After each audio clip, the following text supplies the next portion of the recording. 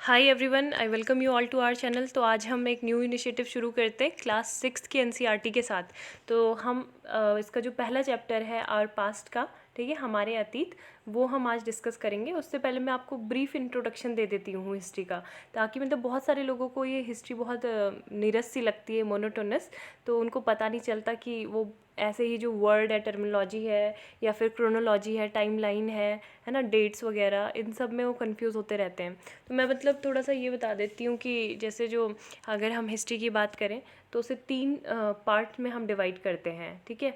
तो सबसे पहला क्या है, एंशियंट हिस्ट्री। जिसने बिल्कुल भी नहीं सुना है ये उसके लिए है, और स्टार्टिंग से ही मैं पढ़ाऊँगी ताकि मतलब अच्छे से समझ में आ जाए सारी चीज़ें, ठीक है। दूसरा है मिडिवल, और तीसरा हम पढ़ते हैं मॉडर्न। इसके बाद एक और भी होता है पोस्ट इंडिपेंडेंस, यानी कि स्वतंत्रता के बाद की जो हिस्ट्री है उसके बारे में। तो एंशंट अभी हम, क्योंकि ये जो पुस्तक है ना कक्षा 6 की, तो ये इसमें एंशंट के बारे में ही बताया हुआ है, ठीक है। तो जो हम पहला चैप्टर भी पढ़ेंगे वो भी इसी से रिलेटेड है, एंशंट से रिलेटेड, प्राचीन भारत का इतिहास। तो इसमें मेनली क्या पढ़ते हैं कि जो हमें स्रोत मिले हैं, इतिहास कहाँ से, मतलब इसके जो भारतीय इतिहास के स्रोत हैं वो क्या क्या हैं। जो इंडस वैली सिविलाइजेशन है, सिंधु सभ्यता, हड़प्पा सभ्यता। इसके बाद हम वैदिक जो एज है वो पढ़ते हैं, जिसमें एक ऋग्वेद के बारे में आप पढ़ते हो। फिर पोस्ट वैदिक पीरियड है। फिर महाजनपदों का उदय होता है, ठीक है। महाजनपद जैसे आपको पता है 16 प्रकार के होते हैं। ये ब्लैंक पेज ले लेते हैं। तो महाजनपदों के बाद धीरे धीरे हम अनेक धर्मों का जो इमर्जेंस होता है, जैसे जैन धर्म, बौद्ध धर्म, है ना, और वैष्णविज़्म, ये सारे धर्म है। फिर उसके बाद धीरे धीरे करके एक बहुत बड़ा जो साम्राज्य है, मगध एम्पायर, हम मगध का उत्कर्ष, ठीक है, ये पढ़ते हैं, जो काफ़ी ज़्यादा ही बड़ा चैप्टर है। फिर ऐसे करके मतलब हम जो मौर्य साम्राज्य है और गुप्त साम्राज्य है, उत्तर गुप्त, है ना, तो ये सारे हम पढ़ेंगे।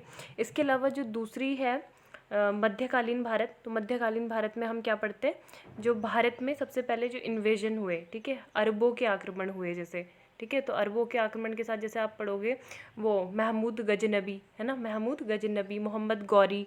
और इसके अलावा जैसे जो सल्तनत काल थी, बाबर का बेटा हुमायूं का अकबर, अकबर का जहांगीर, तो ये सारी चीज़ें भी इसमें पढ़ी जाती हैं। फिर जो विजयनगर एम्पायर है, बहुत ही ज़्यादा मतलब इसके रेलेवेंस है विजयनगर एम्पायर की। बहमनी साम्राज्य, है ना, तो ये सारे कुछ हैं जो हमें पढ़ने ज़रूरी होते हैं। सूफिज़्म, भक्ति आंदोलन, और मुग़ल शासन व्यवस्था, मुग़ल साम्राज्य, मराठों का उत्कर्ष तक मतलब हम ये पढ़ते हैं मध्यकालीन भारत में, ठीक है। इसके बाद हमारा आता है मॉडर्न इंडिया, आधुनिक भारत। तो आधुनिक भारत में हम क्या क्या पढ़ते हैं कि जो उत्तरकालीन जो मुग़ल सम्राट हैं उनके बारे में। फिर जो ईस्ट इंडिया कंपनी, जितने भी मतलब जो यूरोपियन कंपनीज़ थी, है ना, वो भारत में आई थी, उनके बारे में पढ़ते हैं। फिर कुछ जैसे प्लासी का युद्ध, बक्सर का युद्ध, मतलब अंग्रेज़ों का जो धीरे धीरे भारत पे आधिपत्य होता है, उसके बारे में। फिर कुछ ऐसे जो आपसी में युद्ध होते हैं सिख और अंग्रेज़ों के, है ना। फिर गवर्नर जनरल्स के बारे में पढ़ते हैं। फिर सारे जो भारतीय राष्ट्रीय आंदोलन है, असहयोग आंदोलन और सिविल डिसोबीडियंस, ये सारे हम पढ़ते हैं। फिर गांधी जी के जीवन से लेके, और फिर हम कांग्रेस अधिवेशन से लेके फिर वहाँ पे हम पहुँच जाते हैं फाइनल, ठीक है, स्वतंत्रता पे। तो ये सारी चीज़ें हमें पढ़नी होती हैं। तो अभी हम यहाँ पे आज एंशंट हिस्ट्री की बात कर रहे हैं, एंशंट इंडिया की, प्राचीन भारत की। तो देखो इसको भी वैसे 3 भागों में डिवाइड किया जाता है, ठीक है। वैसे मैं तो अभी पूरा चैप्टर ही पढ़ाना चाह रही थी, बट थोड़ा सा मैं बस बता देती हूँ कि लोग कंफ्यूज रहते हैं कि आद्य ऐतिहासिक काल क्या होता है, ऐतिहासिक काल क्या होता है, प्राग ऐतिहासिक काल क्या होता है। तो 3 ये पार्ट होते हैं। सबसे पहले क्या होता है, प्री हिस्टोरिक, ठीक है, प्री हिस्टोरिक। फिर होता है प्रोटो हिस्टोरिक, ठीक है। सॉरी, ये राइटिंग भी ख़राब ही हो रही है, बट आई होप कि आने वाले टाइम में मैं ठीक करूँ, ठीक है। तो एक होता है प्री हिस्टोरिक, एक होता है प्रोटो हिस्टोरिक, और एक हम डिवाइड करते हैं हिस्टोरिक, ठीक है। तो ये हो गए आपके एंशियंट हिस्ट्री के जो भाग हैं, ठीक है, एंशियंट इंडिया के। अब प्री हिस्टोरिक में क्या है, मतलब हमारे पास स्क्रिप्ट्स ही नहीं है, ठीक है। अब रिटन फॉर्म में नहीं है, क्यों नहीं है, क्योंकि उनको लिखना आता नहीं था उस टाइम पे, तो इसलिए नहीं है। प्रोटो में क्या होता है, प्रोटो को बोलते हैं आद्य ऐतिहासिक। आद्य ऐतिहासिक में हमारे पास रिटन में तो हैं, ठीक है, बट लेकिन हम उनको रीड नहीं कर पाते, पढ़ नहीं पाते हम। तो जैसे कि एग्जाम्पल के लिए क्या है, इंडस वैली सिविलाइजेशन, ठीक है। तो इंडस वैली सिविलाइजेशन जो हड़प्पा सभ्यता है, सिंधु सभ्यता, उसको हम अभी तक पढ़ नहीं पाए हैं, ठीक है। तो यही चीज़ इसमें है डिफरेंस, जो प्री हिस्टोरिक और प्रोटो हिस्टोरिक है। इसके अलावा अगर हम हिस्टोरिक की बात, इसमें क्या होता है कि आपके पास मतलब जो हिस्टोरिक होता है उसमें आपके पास रिटन फॉर्म में भी होता है और आप वो पढ़ भी सकते हो, ठीक है। तो यही इसके डिफरेंस है। और जो जो प्रागैतिहासिक काल, इसमें मतलब क्या होता है, एक आपका जैसे पैलियोलिथिक एज हो गया, ठीक है, जैसे क्या बोलते हैं पूरा पाषाण काल, फिर आपका मेसोलिथिक एज होता है, फिर आपका नियोलिथिक एज होता है, ठीक है।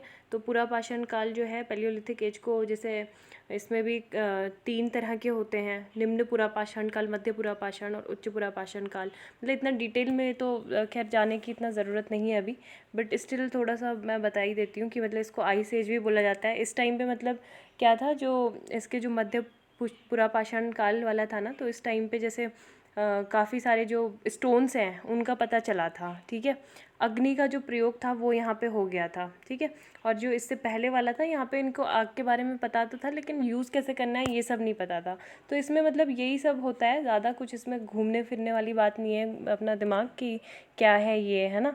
और जैसे अगर हम फिर दूसरा मध्य पाषाण काल की बात करें, तो उसमें क्या होता है, उसमें जो तीर कमान है, ठीक है, मतलब ये एग्ज़ाम में पूछा जाता है इसलिए मैं बता रही हूँ। तो तीर कमान का उसमें विकास हुआ था, ठीक, इसमें मध्य पाषाण काल में।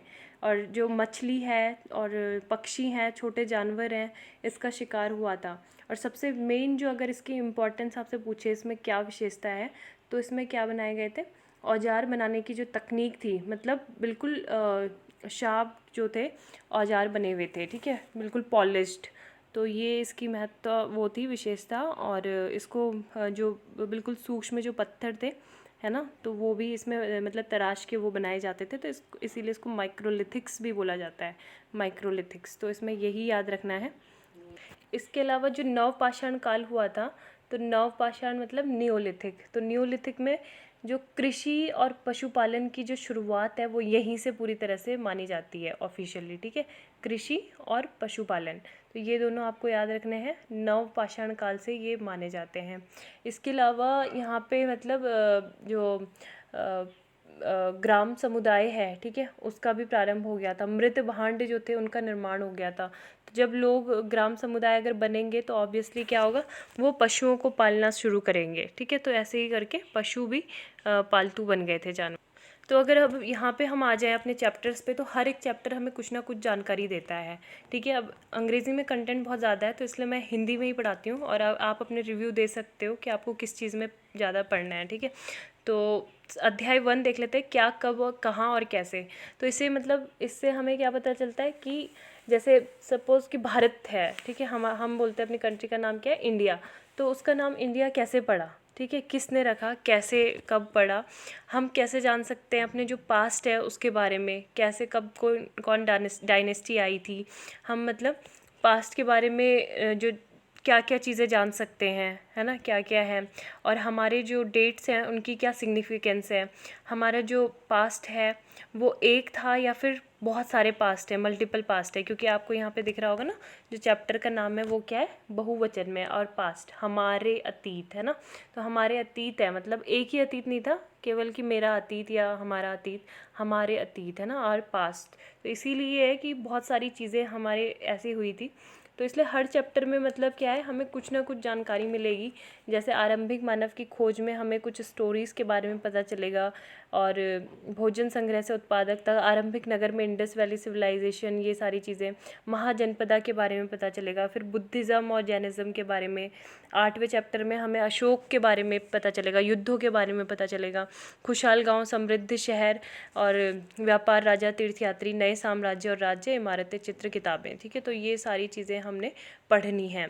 तो मैं मतलब आपको बता देती हूँ ब्रीफली कि क्या है हमारे जो what, where, how and when में। देखो मतलब कल की जो न्यूज़ है, ठीक है, तो हमें कल की घटनाओं का अगर पता लगाना है तो हम सीधा सीधा अखबार पढ़ सकते हैं या फिर टेलीविज़न देख सकते हैं। पिछले साल भी क्या हुआ था, तो भी हम किसी उस साल में जो व्यक्ति था, कोई इंसिडेंट उसने देखा, तो हम उससे पूछ सकते हैं क्या हुआ। लेकिन उससे भी पहले, बहुत पहले क्या हुआ, है ना, यह कैसे जान सकते हैं, मतलब हज़ारों साल पहले क्या घटनाएं घटित हुई वो हम कैसे जान सकते हैं, कि लोग कैसे रहते थे, क्या खाते थे, कैसे कपड़े पहनते थे, किस तरह के घरों में रहते थे, क्या उनके घर जैसे अभी हमारे घर है, फ्लैट्स हैं, घर है, वैसे थे या नहीं। हम आकेठकों, पशुपालकों, कृषकों, शासकों, व्यापारियों, पुरोहितों, शिल्पकारों, कलाकारों, संगीतकारों या फिर वैज्ञानिकों के जीवन में जानकारियाँ हासिल कर सकते हैं। और हम साथ में यही नहीं, ठीक है, ये तो हम कर सकते हैं।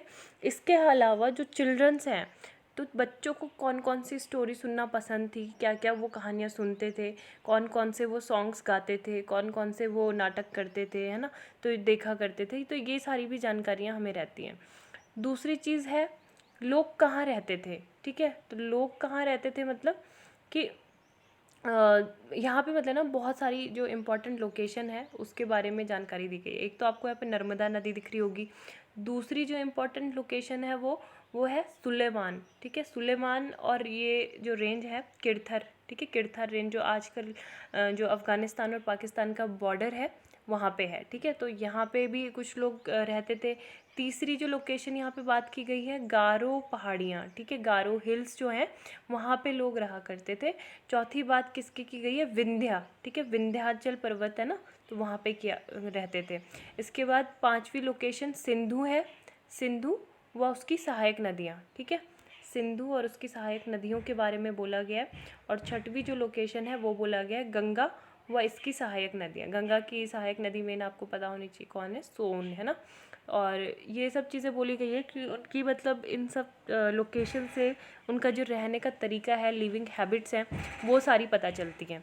और अगर हम नर्मदा की बात करें तो नर्मदा नदी में क्या है कि लोग कई लाख वर्ष पहले से लोग इस नदी के तट पर रह रहे हैं, ठीक है। और यहाँ आने वाले आरंभिक लोगों में से कुछ कुशल संग्राहक थे जो आसपास के जंगलों की विशाल संपदा से परिचित। तो ये आप देख सकते हो कि वहाँ के लोग ऐसा नहीं है कि नदी के पास रह ही रहे और नदी के आसपास की चीज़ों का उनको ज़रा सा भी नॉलेज नहीं है। वो बहुत चीज़ें जानते थे, ठीक है, वहाँ की जितनी भी जंगलों की संपदा थी उसके बारे में जानते थे कि उन्हें क्या फल खाने हैं, ठीक है, और उनके लिए भोजन, जड़, फलों, जंगल के अन्य उत्पादों का यहीं से वो संग्रह किया करते थे। इसके साथ ही वो जानवरों का शिकार भी किया करते थे, ठीक है, ये बहुत ज़्यादा इम्पॉर्टेंट था। अब यहाँ पे उत्तर पश्चिम की सुलेमान और किरथर पहाड़ियों के बारे में बताया गया है। तो यहाँ पे बोला गया है कि सबसे पहले गेहूँ और जौ जैसी जो फसलें थी वो उनको उपजाना आरंभ किया, ठीक है। तो ये बहुत इंपॉर्टेंट फैक्ट है कि जो बार्ले और वीट था वो सबसे पहले यहाँ आपको लोकेशन में दिखाती हूँ, यहाँ इस रीजन में ही हुआ था, ठीक है, किरथर और सुलेमान रीजन है। इसके अलावा चावल की जो सबसे पहली जो उपज हुई, ठीक है, वो विंध्य पहाड़ियों के आसपास में हुई। तो अगर चावल आता है तो वो कहाँ पे हुआ था सबसे पहले, यहाँ पर, ठीक है, विंध्य पहाड़ियों में। बाकी आपको यहाँ पे क्या दिख रहा है, हिमालय है, ठीक है, व्यास नदी, झेलम, चेनाब, रावी, सतलज, यहाँ पे काबुल नदी, ये वाली आपकी क्या हो गई, इंडस, ठीक है, सिंधु नदी, ये चंबल है, सोन नदी जो गंगा की ये सहायक नदी है ना, यहाँ से ये मिल रही है इस पे। इसके अलावा यहाँ पे विंध्य पहाड़ी, नर्मदा नदी है, सतपुड़ा, ताप्ती नदी, गोदावरी, दक्कन, कृष्ण नदी। तो इसमें ये पूरा मतलब मैप जो है काफ़ी ज़्यादा इम्पॉर्टेंट लोकेशन है 6th क्लास की एनसीईआरटी में। तो इन्होंने यही चीज़ बोला है कि एक तो मतलब आपको जो फसलें हैं पता चलता है ना हमें कि यहाँ पे लोग क्या कर रहे हैं, क्रॉप ग्रोइंग जो फसलें हैं उनको उगाना इन्होंने शुरू कर दिया है ना, वीट और बार्ले। इसके अलावा यहाँ पे एनिमल जैसे शीप्स है, गोट है ना, ये सब भी क्या होती है, इनको भी मतलब पाला जाता है। अब जो इनको पाला जाता है तो वो क्या करते हैं, कृषि करते हैं। अब कृषि कर रहे हैं वो लोग, तो कृषि से क्या हो रहा है, एग्रीकल्चर से व्यापार बढ़ रहा है, ठीक है, ट्रेड हो रहा है, ट्रेड हो रहा है, तो ट्रेड से क्या होगा, गांव वगैरह बसेंगे, समुदाय बसेंगे, तो विलेज डेवलपमेंट हो रहा है, ठीक है। इसी तरह से अगर यहाँ पे इन्होंने जो गारो हिल्स है, तो गारो हिल्स में भी यही सब चीज़ें बताई हैं कि कृषि का विकास हो रहा है जिससे व्यापार हो रहा है, फिर व्यापार जो है गाँव में भी हो रहा है, ठीक है। इसके अलावा ये जो सिंधु नदी है, ठीक है, सिंधु नदी की अगर हम बात करें तो सिंधु नदी में बोला गया है कि इसके किनारे बहुत सारे शहरों का विकास हुआ है 47,000 साल पहले करीब, ठीक है, बहुत सारे शहरों का विकास हुआ है। और दूसरी चीज़ ये है कि जो गंगा है, ठीक है, गंगा नदी, तो गंगा नदी और सोन नदी के किनारे भी शहर का निर्माण हुआ है। और यहीं से एक जो बड़ा सा विशाल राज्य का उत्कर्ष होता है वो कौन सा राज्य है, मगध, ठीक है। पावरफुल किंगडम होता है बहुत ज़्यादा, और मतलब काफ़ी ज़्यादा ही इफ़ेक्टिव होता है ये किंगडम, ठीक है। इसके अलावा अगर हम बात करें तो ये है सहायक नदियाँ, तो आप सभी को पता है कि किसे कहते हैं, कि जो एक बड़ी नदी में मिल जाती है, सहायक नदियाँ उन्हें कहते हैं, ठीक है। 4700 वर्ष पूर्व इन्हीं नदियों के किनारे कुछ आरंभिक नगर फले फूले, और गंगा व इसकी सहायक नदियों के किनारे समुद्र तटवर्ती इलाकों में नगरों का विकास 2500 वर्ष पूर्व हुआ। अब देखो मगध भी मैंने बता दिया है आपको, ठीक है। अब ये चीज़ बोली जा रही है कि आज मनुष्य जो हैं वो यात्रा क्यों करते हैं, ठीक है। जो मैंने स्टार्टिंग में बोला था, लोग माइग्रेट क्यों करते हैं। पहाड़ियाँ, पर्वत और समुद्र इस उपमहाद्वीप की प्राकृतिक सीमा का निर्माण करते हैं, लेकिन लोगों को इस सीमाओं को पार करना भी आसान नहीं था। वे पर्वतों की ऊंचाई को छू सके, गहरे समुद्र को पार सके, और उपमहाद्वीप के बाहर से भी कुछ लोग यहाँ आए और यहीं बस गए, ठीक है। तो इन सारी जो परंपराएं थी उन्होंने क्या किया, इसको समृद्ध किया, और कई सौ वर्षों से लोग पत्थर को तराशते, संगीत रचने। तो ये कुछ रीज़न है, ठीक है, कि किस लिए आए लोग। कुछ तो अपने काम की वजह से आए, कुछ म्यूज़िक वगैरह गाना बजाने के लिए, कुछ भोजन बनाने के नए तरीक़ों के बारे में एक दूसरे के विचारों को अपनाते रहे। तो ये विचारों का, कल्चर का एक तरह से क्या होता गया, आदान प्रदान होता गया, ठीक है। तो मतलब वही है, लोग खाने पीने के लिए भी आए। कुछ कभी क्या हो जाती थी, नेचुरल क्लैमिटीज़ हो जाती थी, प्राकृतिक आपदाएं, तो इस वजह से भी लोग एक जगह से दूसरी जगह में आते थे। कुछ जो मर्चेंट्स थे तो वो ट्रेडिंग के लिए आते थे, है ना। तो ये सारे जो हैं कुछ प्रमुख बातें थी। इसके अलावा देश का नाम, तो देश का नाम इंडिया जो है, भारत जैसे देश का नाम हमारे कैसे पड़ा, तो इंडिया शब्द इंडस से निकला है, ठीक है। कहाँ से निकला है इंडिया शब्द, इंडस से। और संस्कृत में क्या बोला जाता है इसे, सिंधु, ठीक है। संस्कृत में सिंधु बोला जाता है, बहुत ज़्यादा इम्पॉर्टेंट है। जो उत्तर पश्चिम की ओर से जो ईरानी और यूनानी आए थे ना, ईरानी, ग्रीक में आपको पता होगा कौन है, सॉरी ईरानी और हाँ यूरोपियन, यूनानी मतलब ग्रीक है ना। ग्रीक में जैसे अलेक्जेंडर है, तो इन्होंने सिंधु को क्या बोला, हिंदोस, ठीक है। ये साइलेंट इसको पढ़ते थे, हाँ नहीं पढ़ते थे इसको, तो ये क्या हो गया, इंदोस, ठीक है। इस नदी के पूर्व में स्थित भूमि प्रदेश को इंडिया कहा गया, ठीक है। तो ये हो गया हमारे इंडिया के बारे में। और आपको हमारे कॉन्स्टिट्यूशन का भी पता होगा कि India that is Bharat shall be the union of states, ठीक है। आर्टिकल 1 में है ये, ठीक है। इंडिया दैट इज़ भारत, दो ही नाम है बस, ठीक है। दो ही नाम ऑफिशियल हैं, एक इंडिया है और एक भारत है। अब भारत नाम कैसे पड़ा हमारे देश का, तो भारत जो है, भरत नाम का प्रयोग नॉर्थ वेस्ट, ठीक है, उत्तर पश्चिम में रहने वाले लोगों के एक समूह के लिए किया जाता था। इसका जो सबसे पहले प्रयोग हुआ वो ऋग्वेद में हुआ। कब हुआ, ऋग्वेद में, ठीक है। ऋग्वेद में संस्कृत की आरंभिक जो 3500 वर्ष पुरानी कृति है ऋग्वेद, इसमें मिला है। तो बाद में इसका प्रयोग हमारे देश के लिए होने लगा, ठीक है। तो ये बहुत ज़्यादा इम्पॉर्टेंट एक चीज़ थी। इसके बाद क्या है, अतीत के बारे में कैसे जाने, हमें कैसे पता चलेगा कि मतलब ये जो बुक्स के बारे में हमें कैसे पता चला, है ना। तो यही सारी चीज़ें कि इसमें ये तरीका अतीत में लिखी गई पुस्तकों को ढूंढना और पढ़ना है।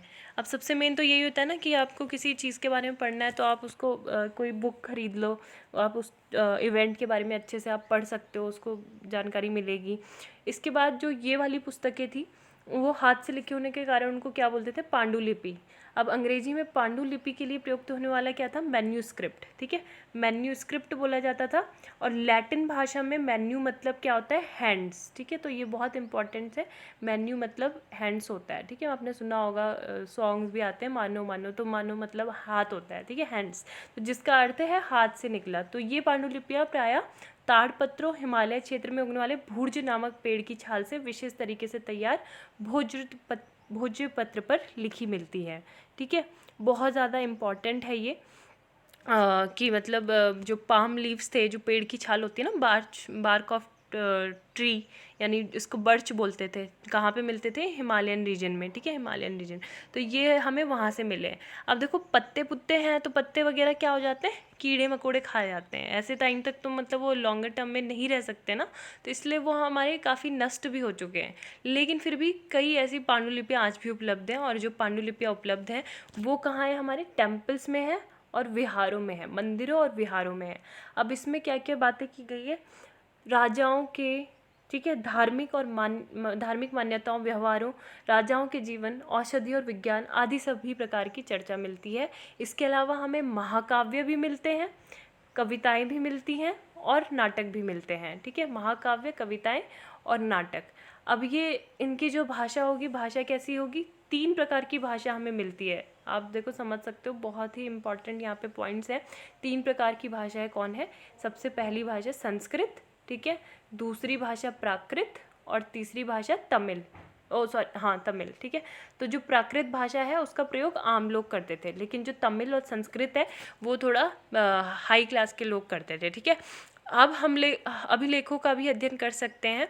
तो दूसरा जो सोर्स है वो क्या है? अभिलेख, ठीक है। अभिलेख में क्या होते हैं कि मतलब जो हार्ड सरफेस के ऊपर लिखे जाते हैं, इंस्क्रिप्शन होते हैं ना, इंस्क्रिप्शन बोलते हैं इसे, कि जैसे या तो फिर स्टोन के ऊपर लिखे जा रहे हैं, पत्थरों के ऊपर, या फिर मेटल के ऊपर लिखे जा रहे हैं, ठीक है। तो बहुत ज़्यादा इनकी इम्पोर्टेंस है। मेनली इसमें वैसे राजाओं ने संदेश दिया होता था अपने लोगों के लिए कि आपको ये चीज़ें करनी है, ऐसे आपको करना है राज्य में, ठीक है। तो जैसे हमें जो अफ़गानिस्तान है, अभी अफ़गानिस्तान में एक रीजन है कंधार, ठीक है। तो कंधार में अशोक का अभिलेख मिलता है, वो 2 लिपियों में लिखा गया है, ठीक है। ये 2 लिपि अगर मैं ऐसे डिवाइड कर दूँ, देखो ये है, तो ये पहले वाली जो ऊपर वाली है इसको बोला जाता है ग्रीक, और जो नीचे वाली है इसको बोला जाता है अरमाइक, ठीक है। तो ये दोनों जो लिपियां हैं, यूनानी और अरमाइक जो लिपि है, ठीक है, इन भाषाओं में लिखी हुई है। बॉटम जो है अरमाइक से, और जो ये टॉप वाला जो पार्ट है ये किससे? ग्रीक से, ठीक है। तो ये चीज़ इसमें बोला गया। अब इसके अतिरिक्त अन्य कई वस्तुएं अतीत में बनी और प्रयोग में लाई गई, ठीक है। वो कौन कौन सी लाई जाती हैं? ऐसी वस्तुओं का अध्ययन करने वाला आपको पता ही है क्या कहलाता है? पुरातत्वविद, है ना, पुरातत्व, आर्कियोलॉजिस्ट जिसे बोलते हैं। पुरातत्वविद क्या करता है? पत्थर, ईंट से बनी इमारतों के अवशेषों, चित्रों और मूर्तियों का अध्ययन करते हैं। वे औजारों, हथियारों, बर्तनों, आभूषणों और सिक्कों की प्राप्ति के लिए छानबीन और खुदाई भी करते हैं ना। आपने अभी देखा होगा आर्कियोलॉजिकल सर्वे ऑफ इंडिया, किसने बनाया था? ये अलेक्जेंडर कनिंघम ने, है ना। तो ये भी हम पढ़ लेंगे बीच बीच में क्या है।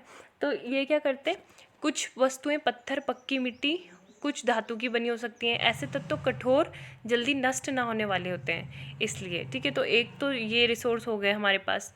दूसरे हमारे पास क्या हुए कि हमें जो है, सॉरी ये क्या है, हमें मतलब जो पुरातत्वविद जो है जानकारी कहाँ से गैदर करते हैं? जानवरों, चिड़ियों या फिर मछलियों की हड्डियों में भी वो ढूंढते हैं, ठीक है। वनस्पतियों के अवशेष बहुत मुश्किल से बच पाते हैं। यदि अन्न के दाने, लकड़ी के टुकड़े जल जाते हैं तो वो भी जले रूप में बचे रहते हैं। तो फिर बाकी के अन्य जो हमें जो जानकारी मिली है, स्रोत, वो कहाँ से मिले हैं? इतिहासकार प्रायः स्रोत शब्द का इसके लिए प्रयोग करते हैं। इसके अलावा जैसे जो बोन्स हैं, मतलब हड्डियाँ, ये बताई दिया, जानवरों, मछलियों, पक्षियों की, स्टोन से, मेटल की। इसके अलावा बिल्डिंग्स और जो ईंटें वगैरह है, पत्थर हैं, स्कल्पचर्स वगैरह हैं, पेंटिंग्स है, पॉटरी है ना। नेचुरल कलर उसमें होता है ना, या फिर जो कलर लेस होते हैं कुछ कलर, तो उनसे हमें सारी जानकारी मिलती है। तो इसमें यही चीज़ बताया गया था। और शायद मैंने स्टार्टिंग की जो 2 लाइन थी, मतलब वो छोड़ दी कि क्या होता है। ये तो बता ही दिया कि लोग कहाँ रहते थे, है ना, नर्मदा। यहाँ पे एक इम्पॉर्टेंट चीज़ जो आपको क्रोनोलॉजी समझने में आसानी होगी, तो वो क्या थी, दिखाती हूँ मैं। मतलब ये तो आपको पता होगा ना कि कैसे जो टाइम पीरियड है, जैसे जो कॉमन एरा है और बीसी है, वो किसे बोलते हैं कि, तो 0 अगर आप मान के चलें तो ये है, ठीक है। तो यहाँ पे 0 है और यहाँ पे क्या था? जीसस क्राइस्ट का बर्थ हुआ था, ठीक है। तो इससे 0 से पहले हुई सारी घटनाओं को हम क्या बोलते हैं? बिफोर कॉमन एरा, ठीक है। और इसके बाद की जो घटनाएं हैं उसके लिए हम प्रयोग करते हैं AD का, यानी कि एनो डोमिनी, ठीक है, एनो डोमिनी। और इसको कॉमन एरा भी बोलते हैं। क्या बोलते हैं? Common era. और इसको बोलते हैं बिफोर कॉमन एरा। और सॉरी, मैं फिर से ड्रॉ कर देती हूँ, ठीक है। तो यहाँ पे बिफोर कॉमन एरा हो गया, और यहाँ पे क्या हो गया? कॉमन एरा या फिर AD, ठीक है। और ये जीसस क्राइस्ट के जो बर्थ है उससे पहले के। तो यहाँ पे और हाँ, इसके लिए और टर्म्स भी होते हैं, बिफोर क्राइस्ट और before common era and before present, ठीक है। बिफोर प्रेजेंट भी बोला जाता है। तो यही एक क्रोनोलॉजी थी इसकी, जो आपके लिए जानना ज़रूरी था। तो आज के लिए बस इतना ही। उम्मीद है आपको लेक्चर पसंद आया होगा। और कोई डाउट है आपके तो प्लीज़ आप ज़रूर कमेंट कीजिए, अपना फीडबैक आप ज़रूर लिख के दे सकते हैं। और इस वीडियो को शेयर कीजिए, ठीक है, ताकि मैं और कंटिन्यू रख सकूँ इसे। तो आज के लिए बस इतना ही। Thank you, have a nice day.